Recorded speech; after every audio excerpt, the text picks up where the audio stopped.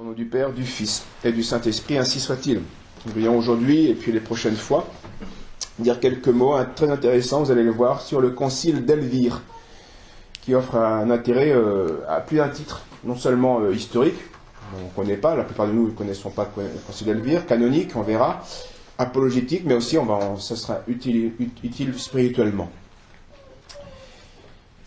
Alors avant d'aborder les canons du concile d'Elvire, puisqu'il est connu pour ça, aujourd'hui je vais vous présenter ce qu'est ce concile et pourquoi il est intéressant dans l'histoire de l'Église. C'est le premier grand concile d'Espagne, de l'Espagne chrétienne, mais c'est aussi le plus ancien concile de l'Église catholique dont nous avons gardé la trace, donc les canons disciplinaires. Donc c'est la premier acte ecclésiastique dont nous avons les documents.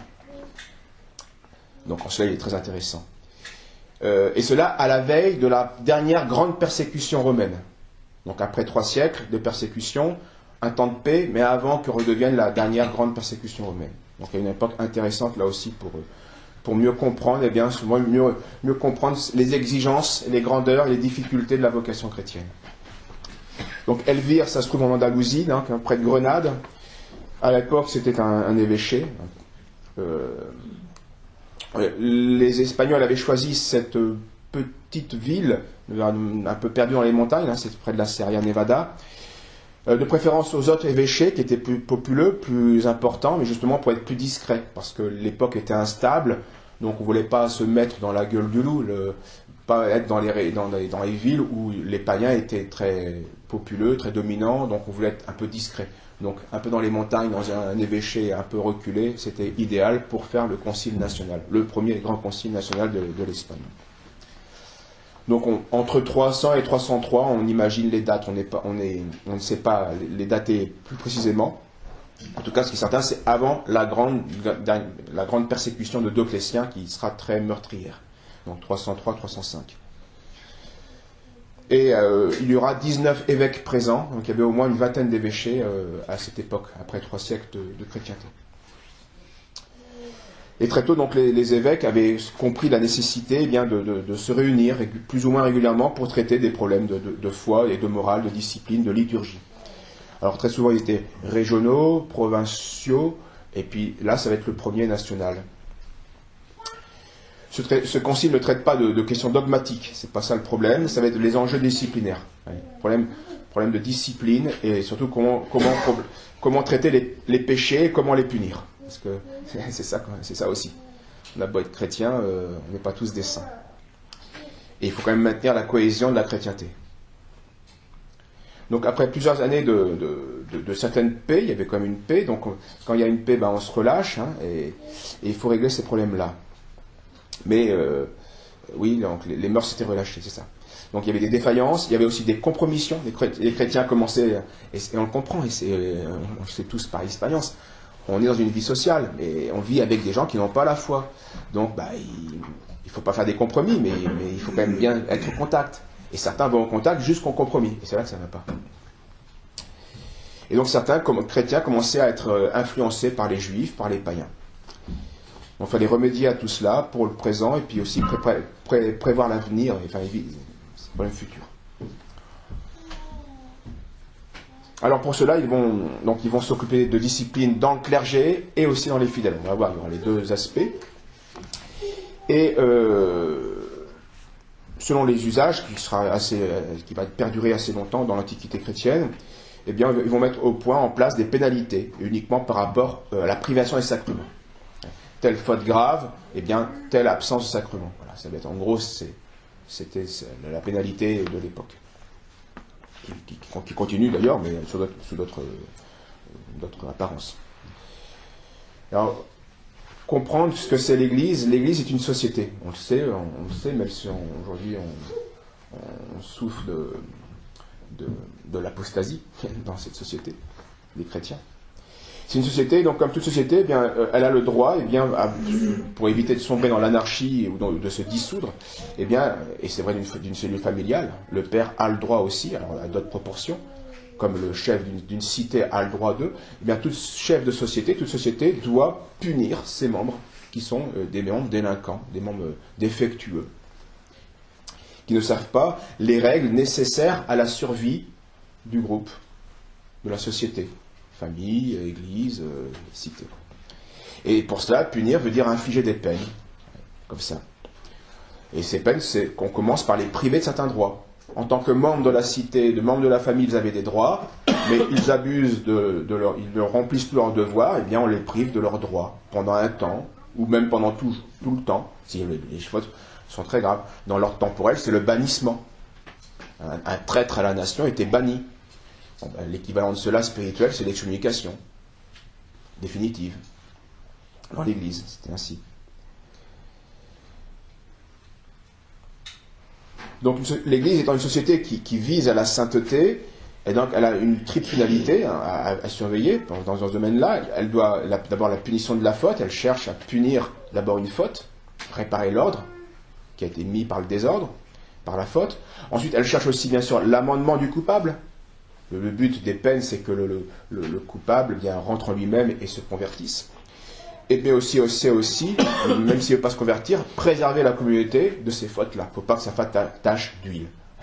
Donc il y a 3 buts dans le châtiment. Voilà le principe directeur des canons d'Elvire que nous allons voir les prochaines fois. Certaines vont être pour punir la faute, d'autres pour son amendement, et puis d'autres uniquement pour préserver les autres. Parfois les 3 aussi. Les peines dont l'Église usait, et qu'elle usera encore pendant la suite, sont pour le clerc, eh bien d'abord la suspense de certaines fonctions. On empêche de faire ses fonctions parce qu'il en a abusé. Ou alors la plus grave, la dégradation. Encore plus grave, la réduction à l'état laïque. Donc il communiera comme les laïcs. Il ne peut plus rien officier, il n'est plus déférencié. Et puis, encore plus grave, c'est la privation même de la définitive et irrécusable de la communion. Il ne peut même pas communier comme un laïc. Il est excommunié. Pour les fidèles, les punitions les plus classiques étaient l'exclusion passagère, ou alors prolongée de la communion. Ou alors, si une faute était plus grave, plus publique, c'était la pénitence canonique, qui était beaucoup plus exigeante, beaucoup plus humiliante aussi, qui entraînait bien sûr de soi, tant qu'elle dure, jusqu'à la réconciliation officielle, la privation de la communion, mais aussi, en plus, le fidèle était assujetti, en présence des autres fidèles, à certaines pratiques d'humilité, de mortification, qui le montraient comme étant, faisant partie de l'ordre des pénitents. Donc, il était publiquement donc, visible que cette personne-là expiait une faute grave qu'elle avait commise publiquement.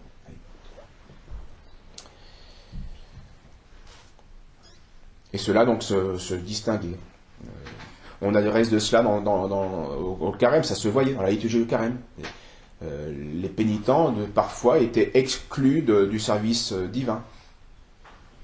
Dans les anciennes liturgies, on a comme les catéchumènes, comme ceux qui n'avaient pas la foi. Enfin, comme ceux qui n'étaient pas baptisés, mais qui avaient déjà la foi.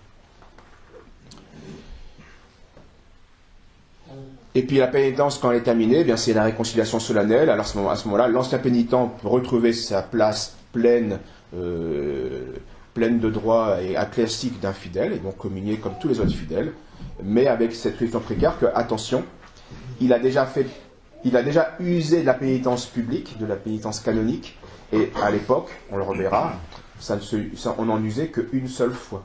Il n'y avait pas 2 chances. Il n'y avait qu'une chance. Donc, la rechute équivalait à l'excommunication. On va voir, les modernistes ont prétendu revenir à l'Antiquité chrétienne. C'est faux à plus d'un titre. C'est vrai matériellement sur quelques petits aspects, mais ils ont oublié la rigueur de disciplinaire de l'Antiquité chrétienne. Alors la privation de communion pouvait être de 1 an, de 2 ans, de 3 ans, de 5 ans, et elle va jusqu'à 10 ans pour proportionner à des fautes graves. On verra, faute grave, c'est une faute grave, c'est-à-dire que c'est un péché mortel. C'est pas nécessairement un péché absolument horrible où on comprendrait. Mais ce n'est rien par rapport... Enfin, ces peines-là voulaient faire comprendre aux fidèles, attention, ce péché-là est mortel, il tue. Il tue. D'où cette privation pendant 1, 2, 3, 5, 10 ans. La pénitence canonique, c'était autre chose. Elle frappait des fautes encore plus graves, plus publiques, Et elle aussi avait une échelle ascendante de 3 ans à 10 ans. Pour l'excommunication canonique, comme pour la pénitence canonique, il était spécifié qu'en danger de mort, l'excommunié pouvait être admis à la communion, même s'il n'avait pas achevé son temps d'épreuve. Et ça, c'est resté une loi canonique dans l'Église. Toutes les peines cessent à l'occasion de la mort. Parce que le but des peines, c'est pas de damner les gens, c'est de les punir et de les amender. Donc, à l'heure de la mort, ces peines-là cessent, et donc n'importe quel prêtre peut donner la communion, si l'âme est repentante, évidemment. Toutes les peines cessent à l'heure de la mort. Donc, vous voyez comment, on va le voir, comment tous ces grands principes catholiques, même si la pénitence est beaucoup moins rigoureuse qu'à l'époque antique, les grands principes de la pénitence et de la discipline sont restés indemnes. Vous allez le constater. D'autre part, les pères d'Elvire sont fidèles aussi à une jurisprudence pénitentielle qui est en vigueur dans ces temps antiques. Ils condamnent à une privation absolue et définitive de communion jusqu'à la fin de sa vie. Donc le pénitent pardonné, mais qui retombe dans les péchés graves, dans certains péchés graves. Donc, je vous l'ai dit, la pénitence canonique ne s'accordait qu'une seule fois. Alors, en gros, c'est... on verra, mais là, par exemple, l'adultère, c'était l'apostasie, etc. On pouvait y revenir, mais pas 2 fois. On ne retombait pas 2 fois dans l'apostasie. Là, on était excommunié définitivement, sauf à l'heure de la mort. Donc, c'est ce qu'on appelait le relapse, la rechute. Donc, non pas que l'Église damnait celui qui était en rechute, elle s'en désintéressait pas, mais elle voulait donner un exemple à toute la société et aussi faire rentrer en lui-même la personne. Attention, tu fais 2 fois, tu vas le faire quoi, 3 fois, 10 fois, 20 fois. C'est un moyen, on verra, certes rigoureux, mais utile, vu les circonstances. Le but de l'Église, donc, pour rendre les rechutes moins nombreuses, pour bien en marquer l'énormité et à titre d'exemple salutaire, eh bien l'Église refusait d'user de son pouvoir de pardon dans ces cas-là. Elle le suspendait. Il n'y avait alors plus qu'une seule solution pour cette personne qui avait rechuté, eh bien de mener une vie de mortification, de repentir et d'obtenir directement de Dieu le pardon de ses fautes. Ce qui est toujours possible aujourd'hui par des actes de contrition parfaite, ce que dit le catéchisme. Donc, cette personne-là, ce fidèle, ne pouvait plus compter que sur ses œuvres satisfactoires, sur l'intensité de sa contrition et l'infinie miséricorde de Dieu. Mais avec l'extension du christianisme, la quantité va augmenter au détriment de la qualité. Et ça, on le voit de toute société. Même à l'armée. Même à l'armée, pourtant, tous les militaires sont plus forts que le commun des mortels. Mais même dans l'armée, il y a des corps réservés qui sont encore plus élitistes, encore plus spécialisés, comme ça. Et ces élites-là sont très fermées. C'est que 50, 20, 30 personnes. Parce que c'est trop dur, l'entraînement que ça exige. Et si elles voulaient s'étendre, eh bien la qualité serait au détriment de la quantité serait au détriment de la qualité de leur art. Ça reste vrai, c'est une loi sociale, ça reste vrai donc de l'Église. La force de la foi et l'énergie morale de la vie chrétienne antique va se diluer dans la masse. La discipline de l'Église va donc alors devoir se montrer, dans les siècles qui vont suivre la liberté, la fin des persécutions, elle va devoir se montrer moins rigoureuse, parce qu'il y aura trop de catéchumènes, et cette masse ne permettra plus à l'Église d'être aussi rigoureuse qu'elle l'avait été au début. Alors certains ont voulu voir dans cette rigueur primitive, en général, et en particulier pour le concile d'Elvire, une trace de rigorisme, qui serait contraire au précepte du Christ, qui demande justement, qui invite au pardon. Pardonnez, il vous sera pardonné, il donne le pouvoir. C'est quoi donc comment concilier apparemment cette contradiction qui n'en est pas une? C'est une erreur de jugement. Il y a bien de la rigueur, mais pas du rigorisme. Le rigorisme, c'est un excès de rigueur. Et ça va être les circonstances qui expliquent s'il y a eu excès ou pas. Parce que vous mettez une gifle à quelqu'un, c'est du rigorisme? Non, ça dépend. Qu'est-ce qui s'est passé? Il faut les circonstances. Les circonstances vont permettre de dire, ah oui, cette gifle était bien méritée, et même, ils ont mérité 2. En fait, c'est de la faiblesse. C'est les deux claques qui méritaient, pas une. On ne peut pas juger l'action indépendamment des circonstances. Donc ce système de pénalité antique n'était pas nouveau, mais il était appliqué partout. Le reproche qu'on pourrait faire, entre guillemets, au concile d'Elvire, c'est l'extension assez importante de l'excommunication définitive et irrévocable dont ils vont user. Mais ce genre d'excommunication existait déjà avant Elvire, on a des traces de cela, et puis ça devait encore se prolonger pour encore plusieurs siècles avant d'être abandonné définitivement par l'Église. Dans le même pays, on a fait au concile de Saragosse, 80 ans plus tard, on trouvera encore un canon qui contient cette pénalité rigoureuse. Donc ce n'était pas propre à Elvire. On a Innocent Ier, pape en l'an 400, qui écrit à Saint-Exupère de Toulouse que cette conduite ecclésiastique, jadis fort dure, avait sa cause dans les persécutions. C'est-à-dire que les persécutions, comprenez bien, c'est que on ne pouvait pas se permettre qu'on apostasie, que la masse du troupeau apostasie à chaque persécution, puis la persécution arrête, puis on revient dans l'église, et puis la persécution elle va revenir. Bon, c'était un non-sens pour le bien commun. On refusait alors justement la communion, dit-il, afin qu'une facilité concédée pour communier n'invite pas à une nouvelle chute des hommes déjà rassurés au sujet de leur réconciliation. C'est psychologique.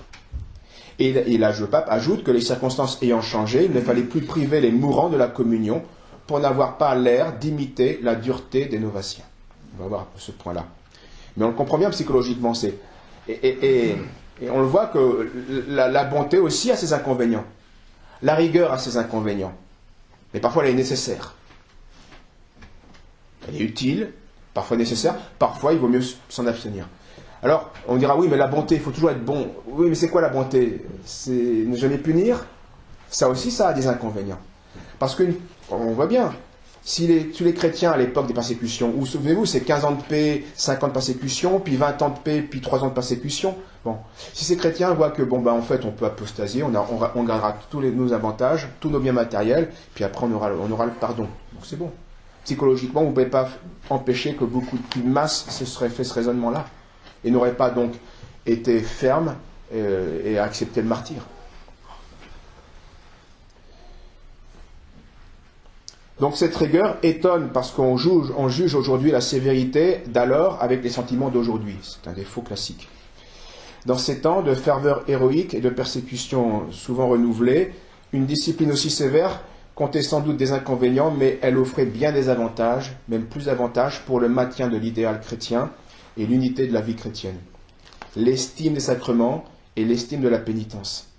L'horreur du péché et ses conséquences. Et ces avantages compensant de beaucoup les inconvénients. Et aujourd'hui, on pourrait se dire, oui, on a facilement l'absolution, mais il y a beaucoup d'inconvénients à cette pratique-là. C'est qu'on ne comprend plus la gravité du péché, c'est qu'on n'arrête pas comme dit Saint Pierre, de revenir à son vomi, etc., etc. Alors, je vous rassure, je ne vais pas réinitialiser la pénitence antique, j'en ai ni les pouvoirs ni l'envie. Mais il est bon d'y réfléchir. L'Église elle-même a jugé qu'il était, avec le temps, elle va abandonner cette rigueur. Dont acte. En tout cas, cette sévérité catholique n'a rien à voir avec celle des principes hérétiques des novatiens. Novatiens, du nom de Nova, d'un prêtre qui va être justement dans une rigueur excessive. Lui, il n'y a pas tu chutes une fois, pas de pardon. Bon, ça, c'est contraire en effet à la doctrine du Christ. En réalité, ces deux manières de punir, celle des hérétiques novatiens et celle des catholiques de l'Antiquité, il y a une différence radicale, caractéristique. Les novatiens, en effet, sous prétexte de réaliser sur terre l'existence d'une église idéale et sans tache, eh bien, devaient nécessairement en exclure tout pécheur capable d'en ternir la pureté. Non qu'ils missent en doute la possibilité du pardon auprès de Dieu, mais parce qu'ils estimaient la présence d'un pécheur incompatible dans la société qui ne devait comprendre que des saints. C'est une erreur qu'on retrouve souvent. L'église ici-bas, c'est l'église des saints. Oui, c'est vrai. C'est vrai, mais ça ne veut pas dire qu'ils sont... Ils devraient être tous des saints, voilà, ça veut dire ça. Et que c'est fondé par le saint des saints, c'est vrai, mais on n'est pas tous des saints. Mais pour eux, et on retrouvera ça chez les luthériens, les calvinistes, hein, ou Wycliffe, Jean Hus, non, non, si tu es en état de péché mortel, tu n'es plus dans l'Église. Ah, ça, c'est faux. Oui, tu es un membre mort, mais tu es encore un membre, dit saint Augustin. Bon. Et en conséquence, les novaciens donc refusaient à l'Église le pouvoir de pardonner et de réintégrer dans la communauté chrétienne des coupables, des gens qui avaient fait des fautes graves. Donc voilà la caractéristique novacienne. C'est pas du tout ça à Elvire, vous avez bien compris. Les pères d'Elvire, eux, croyaient bien à ce pouvoir, et la preuve qu'ils y croyaient, c'est qu'ils vont en user. Ils vont pardonner certains péchés graves. Mais ils vont être très rigoureux dans cette bonté-là, dans cette miséricorde.